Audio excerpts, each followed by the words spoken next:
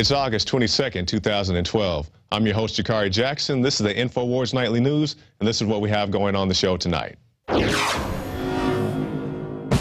Tonight on the INFOWARS Nightly News, TSA appears at a Paul Ryan event, regardless of the fact it has nothing to do with transportation. Plus, California prepares to hand out driver's licenses to illegal immigrants. Then, Rob Dew speaks with Without a Face musician Henry Dillard about his controversial music video, the TSA song. All that and more coming up on the INFOWARS Nightly News.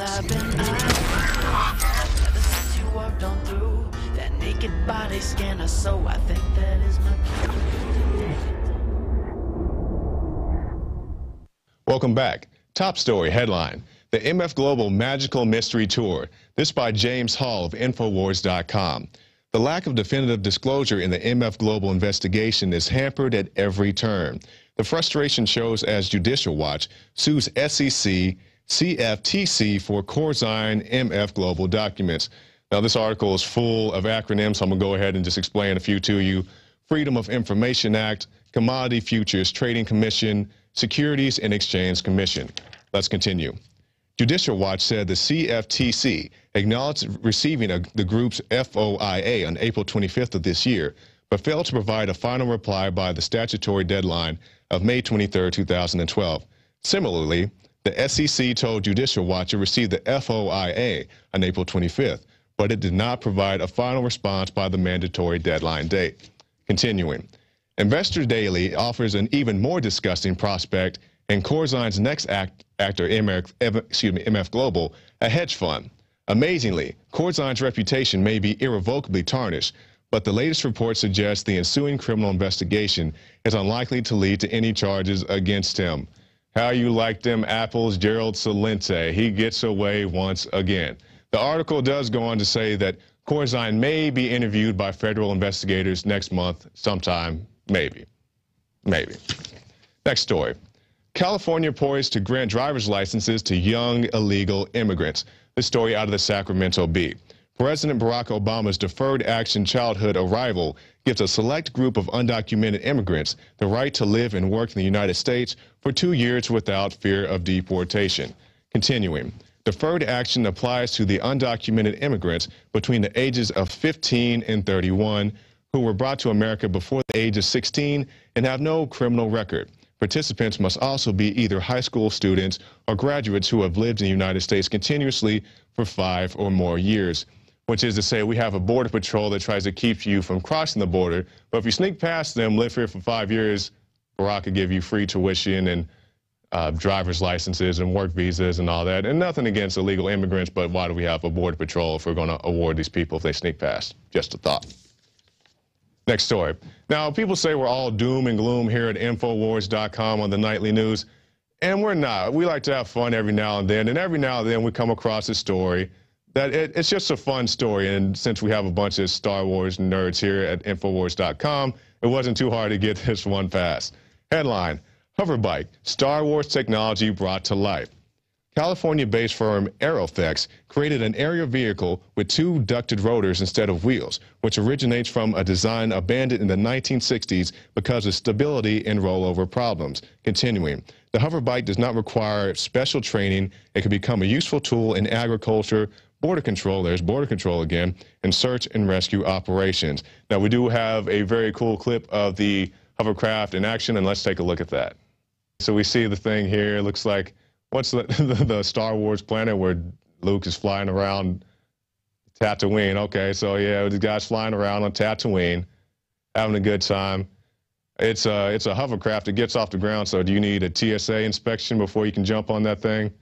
Don't bend over too far, buddy. They may stick their hands down your pants. All right, we'll come back for one more. Forbes has released its list of the 100 most powerful women on the planet. If you guys got the graphics, we'll take a look here. So we see the number 1 people, the most powerful women in the world.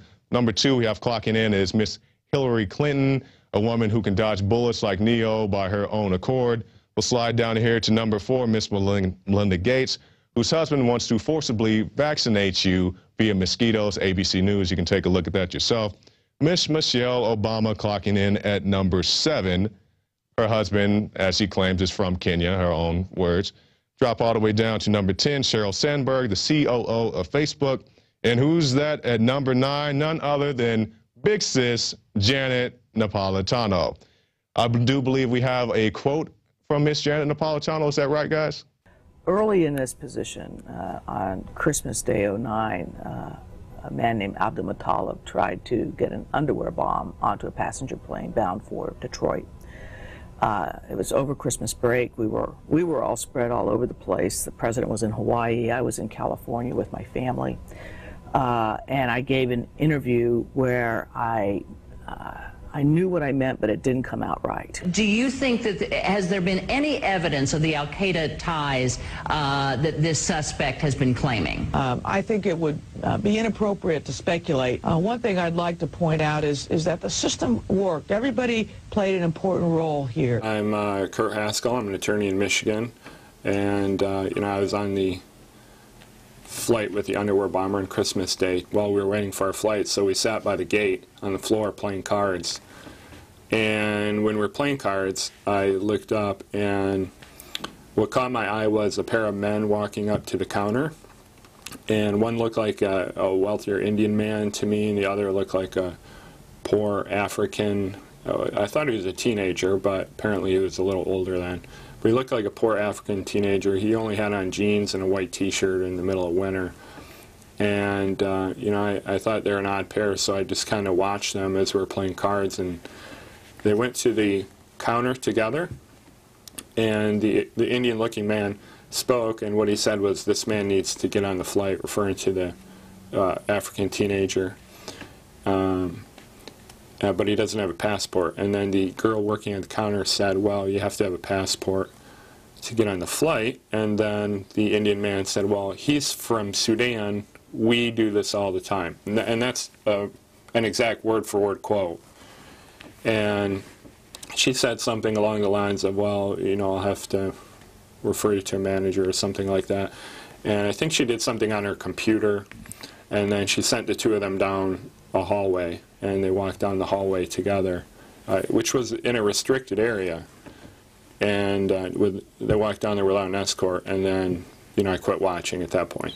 Two important things at the end of January 2010. One was an ABC News article by Brian Ross, where he came out and said, "Yeah, you know, this man in tan suit that was witnessed by passengers," he said passengers, but really it was just me, that, you know, we're looking into this guy, and we think he actually helped the underwear bomber so that he wouldn't get cold feet.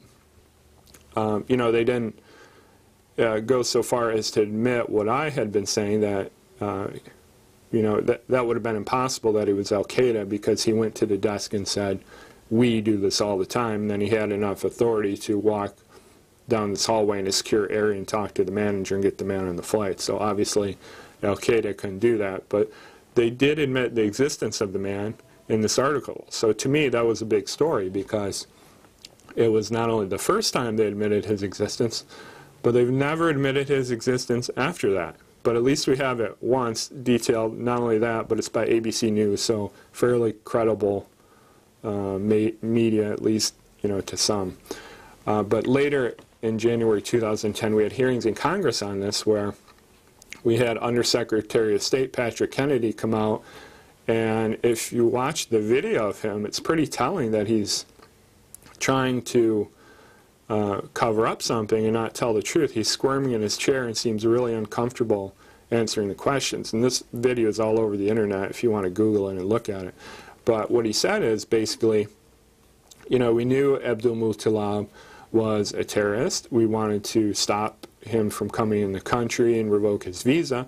There have been numerous cases where our unilateral and uncoordinated revocation of a visa would have disrupted important investigations that were underway by one of our national security partners.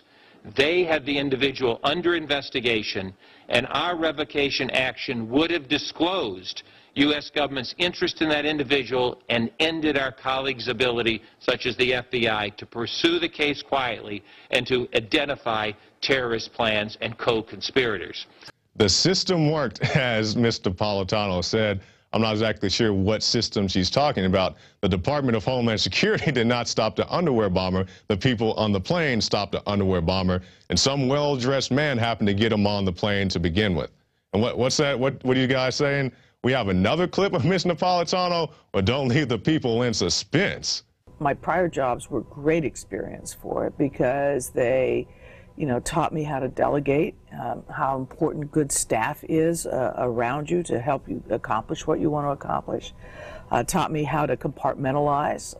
Taught me how to handle stress in a healthy way, so that I was prepared in that sense. But all right, and that brings us to our quote of the day. My prior jobs were a great experience. They taught me how to compartmentalize. That by Janet Napolitano, the Secretary of Homeland Security. And you see, you're talking about the compartmentalization. That's when, let's see, with the ATF, you got a few well-meaning ATF people who are really trying to protect the country. So they go along with this ploy to ship guns into Mexico. One hand's not knowing what the other hand is doing. There were rockets and grenades. I'm not sure what Bass Pro Shop you shop at, but the one in Broken Arrow, Oklahoma, does not sell explosives. So it wasn't just from pawn shops and mom and pop stores. So the people at the top of the ATF, your big wigs, your Eric Holders, your Janet Napolitanos know what's going on, but your other ATF agents, they're in their compartment, so they're not too sure. But anyway, that's it for this segment of the InfoWars Nightly News. We're going to throw now to Paul Joseph Watson. Thanks, Jakari. Continuing here now with the news on InfoWars Nightly News. Supporters fear Facebook Marine being disappeared. This is my story out of Infowars.com. Supporters of Brendan Raub, the man kidnapped by police and committed to a mental institution for his political posts on Facebook, fear the former Marine is being disappeared by the authorities after he was forcibly transferred to a psychiatric facility more than 3 hours away from his family and team of legal experts. Raub, a former veteran of the wars in Afghanistan and Iraq, was involuntarily detained for psychiatric questioning last week by authorities in Virginia's Chesterfield County for leaving anti-establishment messages on Facebook, God forbid, and questioning the official version of 9/11. He also referred to corruption within the US government. The FBI claims Raub's posts were terrorist in nature. That's the same FBI, as even the New York Times admits, is behind all the domestic terror plots. But according to them, leaving messages on Facebook is terrorism. And of course, Raub is being held against his will for a period of at least 30 days. He hasn't been charged with any crime. He's being committed to a mental institution. And basically, you all know the story by now. He was basically kidnapped from his home last week after these Facebook posts that the FBI claims are terrorist in nature. And, were his comments incendiary? Well, some of them, yeah, without a doubt. But, I mean,